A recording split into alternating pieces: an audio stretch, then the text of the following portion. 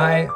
Hello, I'm in the car again. My sister graduated college, and that's very exciting. So my sister graduated college back in December from UConn, and we're doing a little dinner to celebrate because she just started her new job. So I'm at the grocery store because I gotta buy all the stuff we're gonna make.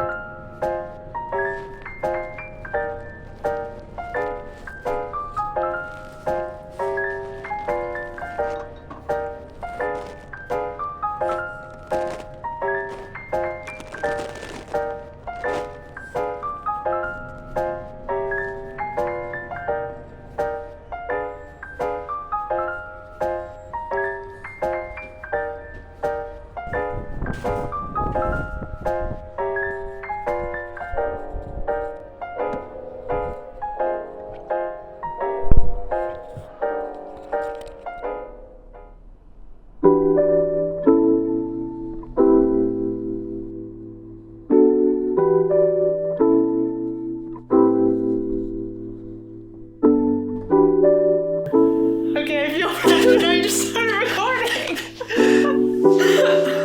Okay. How you doing? I'm good.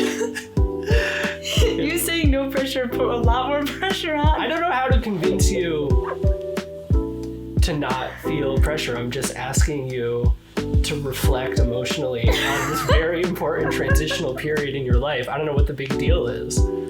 Okay, I guess just to start asking stuff. Okay.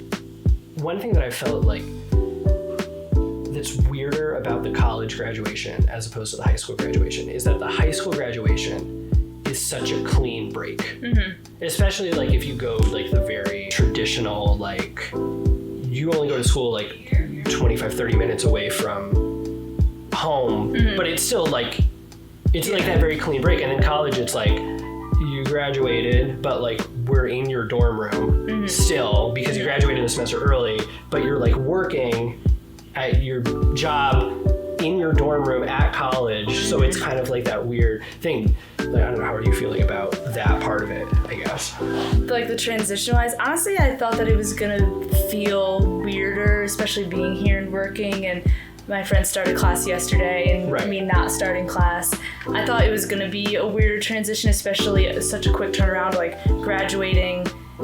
Not much really happened from that. Obviously there's no ceremony or anything in December at least. And so I was kind of building it up more in my head, like, oh, I'm starting my real job now, starting like full-time work that I'm going to be doing till I retire. So there's kind of more of the build up to it, and then it started, and now it's like, okay, like it's not that bad. Obviously I'm not really like into the heat of it yet, but it's like everything's changed, but also like very little has actually changed. Yeah, exactly. Because I feel like, I don't know if it was like this for you, but for me it felt like the graduation and that shift always felt like this looming thing. And then it happens, and then it's like this is all it is. Like, because you know, when I graduated a couple of years ago, it was like, okay, I graduated, and then like I woke up the next day in the same house, same apartment, in the same same people, same city that wasn't home. It was kind of like bizarrely kind of anticlimactic. Yeah.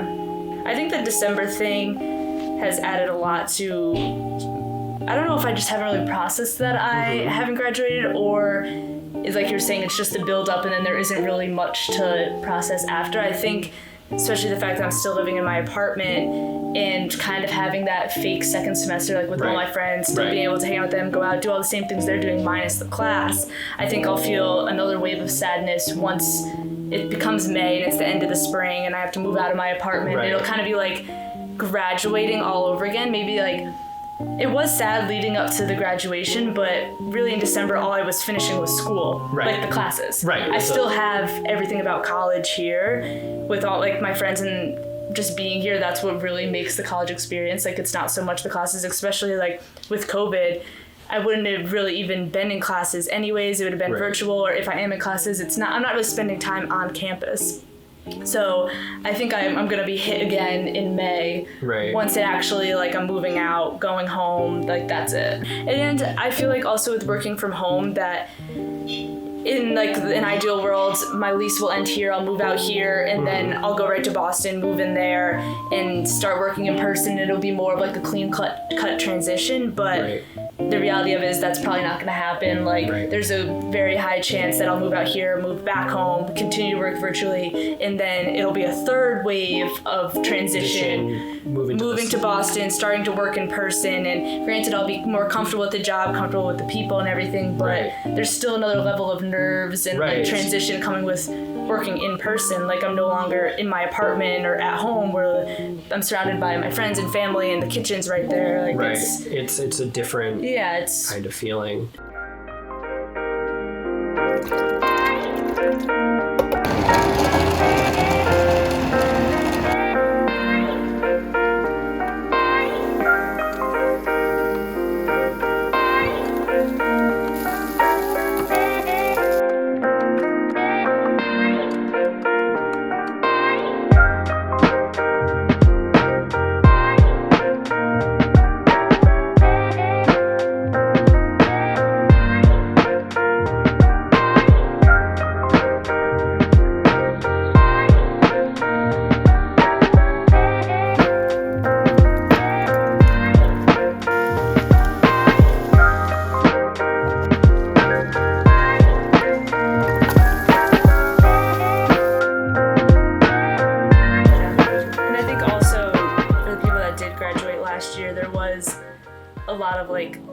Sadness around that, and because the pandemic was like obviously very new at that time, so people were like, oh my gosh, these people are graduating without a graduation, like the seniors in college are missing out on their senior year, seniors in high school, like they're missing their prom, everyone's kind of missing these things. And now it's like there was a lot more emotion around it, and now it's kind of we're used to it. We're kind of numb to virtual graduations and virtual this and virtual that is zoom.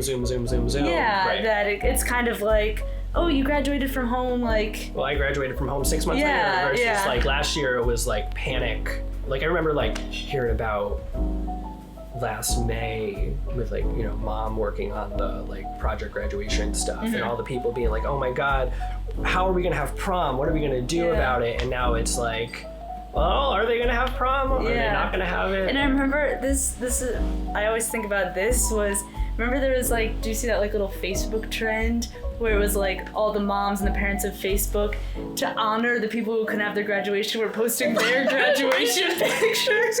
Like, that'll make them feel better. We're constantly shoving in their faces the one thing that they can't do. And not even like so much shoving it in, it's like, what's that doing? No, because I think it's like that very real thing, and that you feel so out of control about it, and you feel like you have to do something. You have to feel like you are doing something that is helping. So you just kind of do the first thing that pops into your head because it feels like you're doing something, and that makes you feel better. Yeah. Even though it doesn't really do anything except to like kind of trick you for a few minutes. Yeah, I had forgotten about that. I don't know what. Where was it for? Pandemic season 1 was a weird time. Yeah. Tiger King and I didn't even watch that. I watched like half of it and then I bailed because I was like, okay, this is kind of dumb.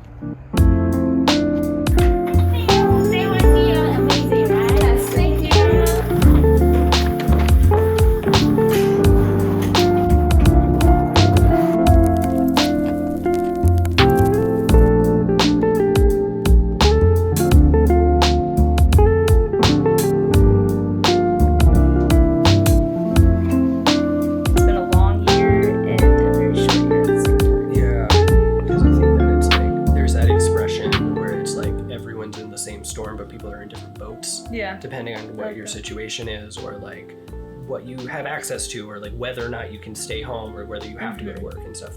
Everyone is kind of having this shared moment, even though parts of it are very different for various people. That makes sense, and I feel like that's all brought together through social media and all that stuff. Right. Because that's become like the main way that people can connect these past couple months, because not doing stuff out in public or socially. Right. So I feel like people have a lot of times looked for that to replace what they're not getting. Right. Because I was living in Philly. Because because that's where I went to school and that's where I was hanging out. And then the pandemic hit, and then I was like locked inside my house for 6 weeks. And then I came back here to Connecticut. But like, there are a handful of like my best friends who I was seeing every single day, who I now haven't seen in person in a year. Just kind of like that. It's like, it's a totally different thing. And it's like those like Zoom meetings, or the like you're playing a video game with this person, or like the all of a sudden like that text message feels so much more precious. Yeah. Because it's like, for you, like school and home being kind of relatively close to each other, but like I found that like you ended up connecting and spending time with in people that you hadn't seen in a long time, because it was like, well, now we're all back in Connecticut. Now we're all back home, where we were all kind of scattered to the wind, and now we're all coming back, versus where I was before, we were all together and now we're all scattered to the wind. So it kind of ends up flipping. I don't know if you... Yeah, I feel like the most relatable to that was this past summer, how instead of me and all my friends going to various different cities for the internship, we were all working from home virtually. And which kind of made it nice. Like, it made up for the fact that like I couldn't go explore a new city, lived in a new place. Is like, okay, I'm not the only one, and everyone else is home too. So it did kind of bring people back together in a sense. I mean, we couldn't really do too much to see people, but just kind of knowing everyone was back in Hebron and seeing them a little bit, or that we're all kind of going through the same thing, I feel like made a difference, because you feel, I guess, like less sorry for yourself, or less bummed out by the fact that, all the what ifs, the hundreds of what ifs that would have been if it wasn't for COVID. The difference. The fact that it's not just you. Yeah. That's missing out on stuff. It's like everyone, because it's not like, you don't get that FOMO, because it's not like people are doing things without you. Yeah. And there's definitely an appreciation for that. Obviously, I do want all the other stuff. Like, I'm in my 20s and I don't want to spend my whole 20s in the pandemic, but there's only so much I can do about that. Like, obviously, it's pretty much everything is out of my control at this point. So the best that I've found that I can do is just appreciate being home, or appreciate just hanging out with my roommates, versus a normal night we would like go out to the bars. It's like hanging out and doing a wine night with just them. There's like a newfound appreciation for that, even though I still want all the other stuff. Wine nights in the living room is fine, but like, you live in a 2-bedroom apartment. The living room's only so big, you know, sometimes you gotta... And it's like, would I rather move to Boston, meet a ton of people, go out, try new restaurants, do all that stuff? Yes. Can I do that right now? No, but one day I will. So it's like, I can't just sit around and mope all the time. I have to be appreciative that I can still be at school and be with my friends and still work at the same time. All right, how should we wrap this up? I don't know. I usually close these things out. Well, what's going to happen is I'm going to cut to, so it's going to start with me like at the grocery store buying stuff for their dinner. And then somewhere halfway through there, it's going to cut to me making all the food. And then it's going to come back to this. And now it's going to cut to you walking in the door from the surprise of... when you showed up for the... Wait, at the end of us talking, it'll walk into the... Oh, okay. And now it's going to, in a few seconds, it's going to cut to you walking in the door and us going, surprise for your little dinner. Surprise!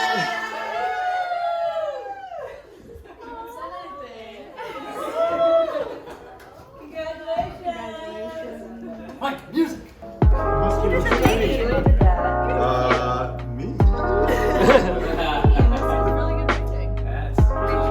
Look at the husky. Yeah, custom made. Yeah. There's some fun things in there. We had a cheese. Look at the husky. Look at the husky with dollar sign eyes.